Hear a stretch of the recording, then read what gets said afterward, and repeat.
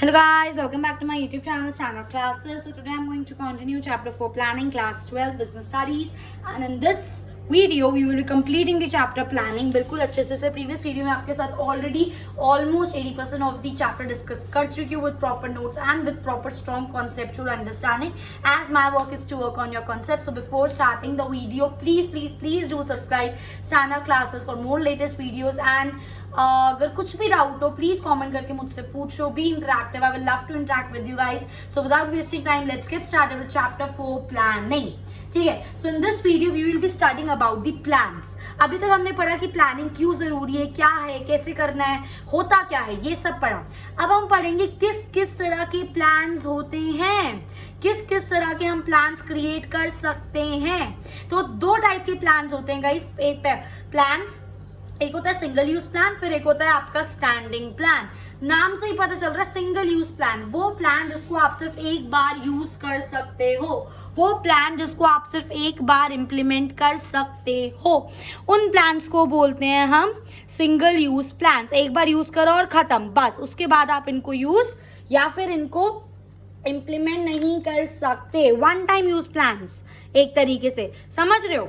और इसका ऑपोजिट होता है standing plans. Standing plans basically वो प्लान्स होते हैं जो हम यूज करते हैं विच आकर for regular activities over a period of time. अभी और से समझ आएगा, टेंशन मत लो. तो सिंगल यूज प्लान क्या होता है? One time plan. Duration depends upon the time of this situation. मतलब किस तरह की सिचुएशन है. हो सकता है आपकी सिचुएशन वो 1 या 2 महीने तक की हो, तो आप वो प्लान 1 या 2 महीने तक अपना रन कर सकते हो, बट आफ्टर दैट आप उस प्लान को यूज नहीं कर सकते because it is a single use plan. इतनी बात क्लियर है. अब ये सिंगल यूज प्लान होते हैं ना, ये 3 तरह के होते हैं. पहला होता है आपका बजट, दूसरा होता है आपका प्रोजेक्ट, तीसरा होता है आपका प्रोग्राम. ये जो होते हैं ना सारी चीजें सिंगल टाइम होती है. बजट भी आप एक चीज का एक ही बार में बना सकते हो, वही सेम बजट थोड़ी ना हर एक्टिविटी में यूज कर सकते हो. सिमिलरली जो आपका प्रोजेक्ट होता है वो भी एक ही बार का होता है. प्रोजेक्ट वर्ड आप ये थोड़ी बार बार उसी प्रोजेक्ट को आगे कैरी फॉरवर्ड करते रहोगे. और सेम तरीके से क्या होते हैं आपके programs. So budget are statement of expenses, कि कितना हमारा खर्चा होगा हम एस्टिमेट करते हैं, उसको क्या बोलते हैं हम? Budget. Project differ from program and scope of the complexity. मतलब प्रोजेक्ट और प्रोग्राम सेम नहीं होते हैं.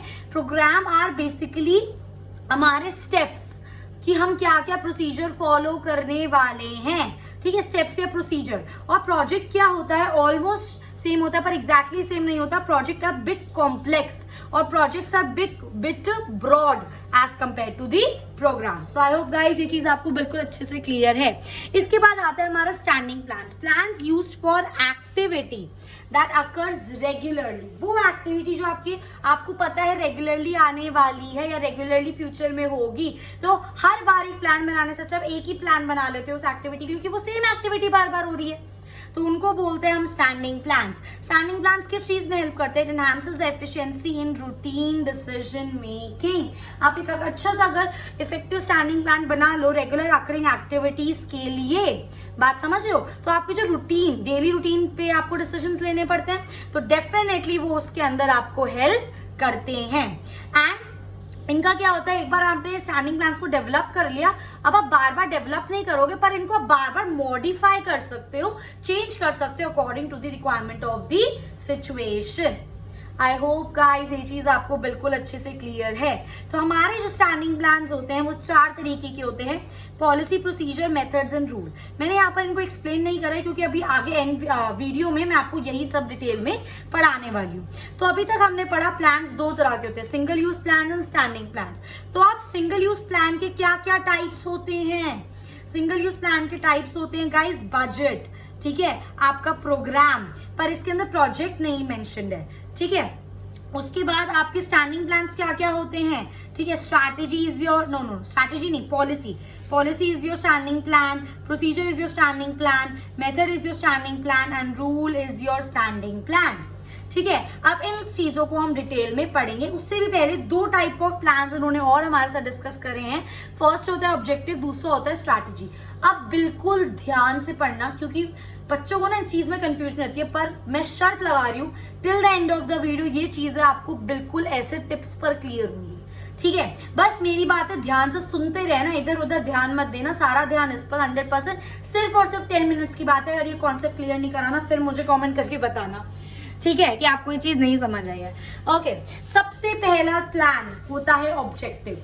हम जब प्लानिंग पढ़ रहे थे, जब प्लानिंग की हमने डेफिनेशन पढ़ी थी, उसके अंदर हमने सबसे पहली चीज यही पढ़ी थी कि वी हैव टू, प्लानिंग के अंदर we have to set the objectives, then we find the course of action, रास्ते जिससे हम उस ऑब्जेक्टिव को फुलफिल कर सकें। तो objectives are first step in the planning. ये तो नॉर्मल सी बात है, तो हम पढ़ के ही बता सकते हैं कि ऑब्जेक्टिव्स क्या होता है, first step in the planning. या फिर हम कह सकते हैं objective is basically the destination जहां पर एक ऑर्गेनाइजेशन पहुंचना चाहती है।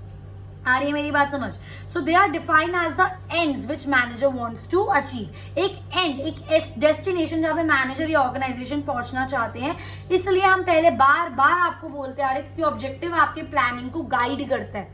ये ऑब्जेक्टिव है तो कैसे कैसे आपको काम करना है, तो ऑब्जेक्टिव आपके बिजनेस फंक्शनिंग को गाइड करता है। तो दे शुड बी क्लियरली स्टेटेड। सब बंदों को, top management, middle management, lower management, सबको क्लियर होना चाहिए कि क्या क्या ऑब्जेक्टिव्स हैं, ताकि वो उस अकॉर्डिंग काम कर सकें। So they should be clearly stated and they are mostly set up by the top management and it guides overall business planning. बिल्कुल सही बात। अब आप बोलोगे यार हम जब पहले पढ़ रहे थे तो हमने पढ़ा था planning is pervasive in nature, that means it is universal. तो यहाँ पे सिर्फ टॉप मैनेजमेंट का नाम क्यों है, यहाँ पे मिडिल मैनेजमेंट या लोअर लेवल मैनेजमेंट का नाम क्यों नहीं है? तो आपके क्वेश्चन का आंसर ये है कि जो मेन प्लानिंग होती है, मैंने आपको प्रीवियस वीडियो में बताया था है, पर जो मेन प्लानिंग होती है वो टॉप मैनेजमेंट करती है। अब उस मेन प्लानिंग को फुलफिल करने के लिए मिडिल मैनेजमेंट अपनी प्लानिंग करती है और जो लोअर मैनेजमेंट है वो अपनी प्लानिंग करती है। बट जो मेन ऑर्गेनाइजेशन की प्लानिंग है वो किसने करी? Top management. और फिर जो आपके ऑब्जेक्टिव्स होते हैं वही आपके ऑर्गेनाइजेशन प्रोसीडिंग्स को गाइड करते हैं। आई होप गाइस ये चीज आपको बिल्कुल अच्छे से क्लियर है। उसके बाद आता है आपका स्ट्रैटेजी। अब आपने ऑब्जेक्टिव तो सेटअप कर लिए, अब ध्यान से समझना चीजों को। ऑब्जेक्टिव तो सेटअप कर लिए, अब उन ऑब्जेक्टिव्स को अचीव कैसे करना है, वो ऑल्टरनेटिव कोर्सेज ऑफ एक्शन कैसे निकालने हैं, that is known as strategy. अभी हमने कुछ करा नहीं है, अभी हम बस ये सोच रहे हैं कि अब हम उन ऑब्जेक्टिव्स को कैसे फुलफिल करें। उन ऑब्जेक्टिव्स को फुलफिल करने के लिए हमें क्या क्या चीजें चाहिए तो कहां से लाएं, कैसे करें, that is known as strategy. So plans for accomplishing an organisation objective, basically ये वो प्लान्स होते हैं जो हमें बताते हैं how we have to achieve the objectives. इन ऑब्जेक्टिव्स को जो हमने सेट करा, इनको अचीव कैसे करना है, उस चीज को हम क्या बोलते हैं? स्ट्रैटेजी। तो इसके अंदर 3 चीजें होती हैं। Determining long term objective, strategy के अंदर आप डिफाइन कर देते हो कि लॉन्ग टर्म ऑब्जेक्टिव और शॉर्ट टर्म ऑब्जेक्टिव्स क्या हैं आपके, ठीक है। फिर आप वेरियस कोर्सेज ऑफ एक्शन को फॉर्मुलेट करते हो और एक उसमें से बेस्ट चूज करते हो और उसके अकॉर्डिंगली आप रिसोर्सेज को भी अवेलेबल कराते हो, ठीक है। So whenever strategy is formulated all the dimensions of the business environment should be considered. जब बिजनेस एनवायरनमेंट वाला चैप्टर पढ़ रहे थे तो ये चीज आपके साथ डिटेल में डिस्कस करी थी कि business environment is a dynamic environment, keeps on changing. अगर किसी भी बिजनेस को सक्सेसफुल होना है तो उसको इस एनवायरनमेंट के चेंजेस को अडेप्ट करना पड़ेगा। तो जब भी आप स्ट्रैटेजीज को फॉर्मुलेट करें, क्योंकि स्ट्रैटेजीज क्या है कि how we have to achieve our objectives, और जब भी आप अपनी स्ट्रैटेजी फॉर्मुलेट करो, आप बिजनेस एनवायरनमेंट के सारे डायमेंशंस पढ़ चुके हैं, पॉलिटिकल, टेक्नोलॉजिकल, लीगल, सारे डायमेंशंस पढ़ चुके हैं, इकोनॉमिकल, ठीक है। सो ये सारे डायमेंशंस कंसिडर करे जाएंगे, क्योंकि स्ट्रैटेजी आप एक तरीके से समझो रास्ते हैं जिससे आपको अपने ऑब्जेक्टिव अचीव करना है। वो रास्ते तो आप हर चीज को कंसिडर करके ही डेवलप करोगे ना। आई मेरी बात समझ? दोनों में रिलेशन, ऑब्जेक्टिव हो गया कि ऑब्जेक्टिव को कैसे सेट करना है, स्ट्रैटेजी हो गया कि आप उनको कैसे अचीव करना है। ये 2 बातें आपको अच्छे से क्लियर हो गई होंगी, ठीक है। उसके बाद हमारा थर्ड टाइप ऑफ प्लान आता है policy. Now what is policy? ध्यान से समझना, ठीक है। They provide basis for interpreting strategy which is usually stated in the general terms। अब देखो मैंने क्या बोला, स्ट्रैटेजी में हमने कुछ करा नहीं, हमने स्ट्रैटेजी में रास्ता बनाया है कि कैसे हम अपने ऑब्जेक्टिव्स को अचीव करेंगे। आप उस स्ट्रैटेजी को फॉलो करने का टाइम है, फॉलो तो तब करोगे ना, पहले उसको अच्छे से समझना पड़ेगा। तो दैट इज पॉलिसी। जब हम स्ट्रैटेजी जो हमने लिखी हुई है उसको हम अच्छे से स्टडी करें, उसको अच्छे से समझे, उसको अच्छे से इंटरप्रेट करें। बात आ रही है मेरी समझ? So it is a general response to a particular problem और अ सोल्यूशन। कोई प्रॉब्लम या कोई सोल्यूशन हो, कोई प्रॉब्लम या कोई सिचुएशन हो जाती है तो प्रॉपर, अगर आपके पास ऑलरेडी पॉलिसी बनी हुई है तो उस प्रॉब्लम या सिचुएशन को आप उस पॉलिसी को अप्लाई करके सॉल्व कर सकते हो। तो पॉलिसी आपकी दो तरह की होती है, एक होती है आपकी मेजर पॉलिसी, दूसरी होती है आपकी माइनर पॉलिसी। तो what is your major policy? Major policy basically वो पॉलिसी होती है जो ऑर्गेनाइजेशन के बाहर वाले लोगों के लिए होती है, लाइक कस्टमर्स हो गए, आपके कॉम्पिटिटर्स हो गए, आपके क्लाइंट्स हो गए, ये सारे ऑर्गेनाइजेशन के बाहर आउटसाइडर्स हैं, इनके लिए हम लोग मेजर पॉलिसी क्रिएट करते हैं। और दूसरी टाइप की होती है माइनर पॉलिसी, जो विद इन दी ऑर्गेनाइजेशन जो लोग हैं उनके लिए क्रिएट करी जाती है। आ रही मेरी बात समझ? सो मैनेजर्स के ऊपर डिपेंड करता है कि वो अपनी पॉलिसी को कैसे अप्लाई करेंगे अपने ओपिनियन के हिसाब से। कनेक्शन बनाओ, कनेक्शन। ऑब्जेक्टिव सेट कर दिया, स्ट्रैटेजी में ढूंढ लिया कि अब उन ऑब्जेक्टिव्स को कैसे अचीव करना है। अब जब स्ट्रैटेजी फॉर्मुलेट कर ली तो उसको अच्छे से स्टडी करके इंटरप्रेट करके क्या बना दिया, एक पॉलिसी बना दी। उस पॉलिसी को आप सिचुएशंस के अकॉर्डिंग, प्रॉब्लम्स के अकॉर्डिंग अप्लाई करके सॉल्व कर सकते हो। आई होप ये चीज क्लियर है। उसके बाद आता है आपका प्रोसीजर। प्रोसीजर नाम से पता चल रहा है ना कि प्रॉपर प्रोसीजर फॉलो करो। तो प्रोसीजर है basically routine steps on how to carry the business. वो रूटीन स्टेप्स कि आपको बिजनेस को कैसे कैरी करना है, डेली बेसिस में जो स्टेप्स लेने हैं, that is known as procedure. ये प्रॉपर ऑर्डर में होता है। अगर 1 2 3 4 5 है तो ऐसा नहीं है पहले 4 कर दिया, फिर 5 कर दिया, फिर 1 कर दिया, फिर 3 कर दिया, फिर 2 कर दिया। नो, प्रॉपर ऑर्डर, 1 के बाद 2, 2 के बाद 3, 3 के बाद 4, 4 के बाद 5। प्रॉपर क्रोनोलॉजिकल ऑर्डर में प्रोसीजर फॉलो करा जाता है, क्योंकि तभी आप कर सकते हो ना। वही वाली चीज हो गई। ऐसा हो सकता है कि पहले कंट्रोलिंग कर दो, फिर प्लानिंग कर दो, फिर डायरेक्टिंग कर दो। No, this is a proper procedure which you have to follow. आ रही है बात समझ? So they are generally made for insiders to follow. Procedures basically insiders जो होते हैं कंपनी के लिए, उनके लिए क्रिएट करे जाते हैं। Procedure are steps to carry out the policy. अब आपने पॉलिसी बना ली, अब पॉलिसी को स्टेप बाय स्टेप ही तो फॉलो करोगे, तो वो स्टेप बाय स्टेप क्या हो गया, प्रोसीजर। बनाओ, कनेक्शन बनाओ, ऑब्जेक्टिव सेटअप करा, स्ट्रैटेजी फॉर्मुलेट करी कि इन ऑब्जेक्टिव्स को हमें कैसे अचीव करना है, फिर उस स्ट्रैटेजी को अच्छे से इंप्लीमेंट करा और उसको किस में कन्वर्ट कर दिया, पॉलिसी में कन्वर्ट कर दिया, ताकि हम प्रॉब्लम और सिचुएशन के हिसाब से उस पॉलिसी को अप्लाई करके चीजों को सॉल्व कर सके। अब उस पॉलिसी के अंदर क्या स्टेप्स ही तो होंगे, उन स्टेप्स को हम क्या बोलते हैं, प्रोसीजर। आई होप गाइस अब ये बिल्कुल कनेक्शन अच्छे से बन रहा है ना? बिल्कुल अच्छे से बिजनेस से कनेक्शन बन रहा है, नहीं बन रहा? बिल्कुल बन रहा है, ठीक है। उसके बाद हमारा 5th टाइप ऑफ प्लान आता है मेथड। ठीक है, method are basically prescribe way और manner in which task has to be perform. एक प्रॉपर मैनर, एक प्रॉपर सिस्टमैटिक तरीका जिसके अंदर आप टास्क परफॉर्म कर सकते हो, उसको बोलते हैं मेथड। इसके अंदर आता है स्टेप बाय स्टेप प्रोसीजर। आप देखो एक चीज बताती हूँ मैं आपको, ठीक है। ये एक सिस्टमैटिक तरीका है जिससे आपको एकदम से लर्न हो जाएगा। ये ऑब्जेक्टिव सबसे बस ये याद रखो, ऑब्जेक्टिव सेट कर दिया, ऑब्जेक्टिव बाद क्या करोगे, कैसे अचीव करेंगे, उससे आ जाता है हमारे माइंड में एकदम से स्ट्रैटेजी। और स्ट्रैटेजी के बारे में आप ऐसे सोचो कि पेपर पे लिख लिया अच्छे से क्या क्या स्ट्रैटेजी है। अब उस स्ट्रैटेजी को हमें किसमें कन्वर्ट करना है, पॉलिसी में, क्योंकि स्ट्रैटेजी को एक्चुअली में हमें इम्प्लीमेंट करना है। तो ठीक है, तो आपने उसको अच्छे से इंटरप्रेट करा और वो किसमें कन्वर्ट हो गया, आपका पॉलिसी में कन्वर्ट हो गया। पॉलिसी के अंदर आप कैसे परफॉर्म करोगे, स्टेप बाय स्टेप चीजें ही तो करोगे, that is known as procedure.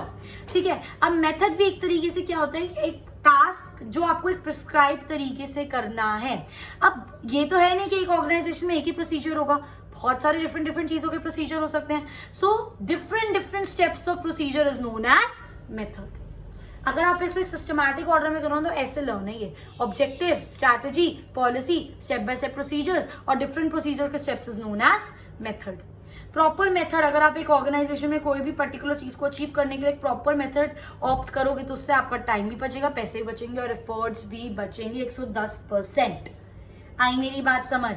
तो ये था हमारा 5th type of plan. Next we have rules. नाम से ही पता चल रहा है वो कंपल्सरी चीजें जो एक ऑर्गेनाइजेशन बनाई गई है ऑर्गेनाइजेशन का डिसिप्लिन मेंटेन रखने के लिए और जो सबको फॉलो करनी है, that is known as rule. Simple sorted, ठीक है।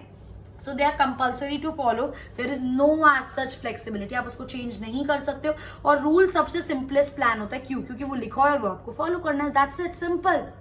आप उसके अंदर कुछ ना सोचना है ना कुछ करना है, बस फॉलो करना है जो बना हुआ है, दैट्स इट। इसलिए सिंपलेस्ट वे है, ठीक है। They are simplest to follow as there is no compromise और चेंज। उसके बाद आता है आपका प्रोग्राम। प्रोग्राम आर बेसिकली ये सारी चीजें जिसके अंदर है, प्रोग्राम आप बना रहे हो, फॉर एग्जाम्पल आपके घर में कोई प्रोग्राम है, क्या ऑब्जेक्टिव है, कैसे उसको इंप्लीमेंट करोगे, आपने क्या पॉलिसी, क्या step by step procedure, program एक डिटेल स्टेटमेंट जिसके अंदर आपका ऑब्जेक्टिव भी लिखा है, स्ट्रैटेजी भी, पॉलिसी भी, प्रोसीजर्स भी, मेथड्स भी, रूल्स भी, सब लिखा है. Complete statement of all the above things is known as program. So detail statements about project which outlines क्या ऑब्जेक्टिव है, क्या पॉलिसी है, क्या प्रोसीजर एक्सेट्रा, सब कुछ. एंड लास्ट, सब कुछ कैसे फ्री में हो जाएगा? नो, उसके लिए हमें क्या चाहिए? बजट चाहिए. कितना सब कुछ करने में हमारे कितने पैसे लगेंगे. ठीक है. So it is a statement which is expected to result express in numerical terms. मतलब कैसे हम इन चीजों को करेंगे ना न्यूमेरिकल टर्म जब हम उतारते हैं, that is known as budget. तो बजट हमें क्या बताते हैं? एक तरह से फैक्ट्स और फिगर्स के आपको कितने पैसे की रिक्वायरमेंट होगी. आई बात समझ. अब आप इसको एक स्टोरी की तरह समझो. ऑब्जेक्टिव सेटअप करा, स्ट्रैटेजी फॉर्मुलेट करी, स्ट्रैटेजी को पॉलिसी में कन्वर्ट करा, पॉलिसी के अंदर क्या होता है? Obviously step by step procedures. अब डिफरेंट प्रोसीजर्स को हम कंबाइन करते तो क्या बन जाता है? मेथड. इसके बाद अब ये सब कुछ कर रहे हैं तो डिसिप्लिन में रहकर करना पड़ेगा, तो रूल्स चाहिए उसके लिए हमें. अब प्रॉपर प्रोग्राम के अंदर हमारे पास सब कुछ है. हमारे पास ऑब्जेक्टिव है, स्ट्रैटेजी है, पॉलिसी है, प्रोसीजर्स है, मेथड्स है, रूल्स है. इन सबको एक तरफ लिख लेते हैं which is known as program. अब जब हमने सब कुछ लिख लिया है, अब इसके लिए हमें पैसे चाहिए, तो पैसे के लिए हमें क्या चाहिए? बजट. ये कहानी अगर याद है ना तो बस समझ लो खत्म है.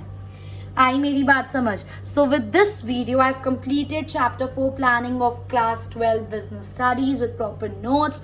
आई होप गाइस ये वीडियो आपको हेल्प करेगा. प्लीज अच्छे से स्टडी करना. 12th is not a joke. And soon I will be coming up with the चलो बाद में डिस्कस करूंगी वो मैं चीज. अभी I don't want to disclose it. ठीक है. So but stay tune for the updates. एक बहुत इंटरेस्टिंग चीज के साथ मैं आप लोगों के पास आऊंगी सो दैट आप अच्छे से चीज़ों को प्रिपेयर कर सको, बोर्ड्स को अच्छे से प्रिपेयर कर सको, बोर्ड्स के लिए अच्छे से प्रिपेयर कर सको. So if you like my video please like it, subscribe करो standard classes you have not done it yet. So and do comment. कोई भी क्वेरी हो मुझे बताना, कुछ भी doubt I definitely answer queries. I will see in my next video. Till then happy learning.